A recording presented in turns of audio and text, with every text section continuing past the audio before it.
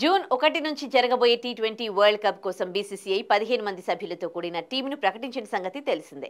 అయితే ఈ టీంలో యంగ్ డైనమిక్ రింకు సింగ్ పేరు లేకపోవడం పట్ల పలువురు మాజీలు మండిపడుతున్నారు.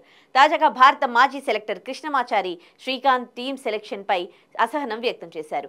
అసలు టీం ఎంపిక సరిగ్గా లేదని ఆయన మండిపడ్డారు. ప్రపంచమంతా రింకు సింగ్ గురించి మాట్లాడుకుంటూ ఉంటే అతన్ని ఎలా పక్కన పెడతారని ఫైర్ అయ్యారు. తన దృష్టిలో జైస్వాల్ను తొలగించి రింకును తీసుకుంటే బాగుండేదని ఆయన అభిప్రాయపడ్డారు. మొత్తం టీం ఎంపికలో రింకును బలిపశువును చేశారంటూ శ్రీకాంత్ సంచలన కామెంట్స్ చేశాడు. ఆయన చేసిన ఈ కామెంట్స్ కు పలువురు మాజీలతో పాటు రింకు సింగ్ ఫ్యాన్స్ సపోర్ట్ గా నిలుస్తున్నారు. రింకు సింగ్ గత సంవత్సర కాలంగా టీ20లో అత్యంత నిలకడగా ఆడుతున్నాడు. అయినప్పటికీ రింకు సింగ్ ను సెలెక్టర్లు 15 మంది ప్రాబబుల్స్ లో ఎంపిక చేయలేదు.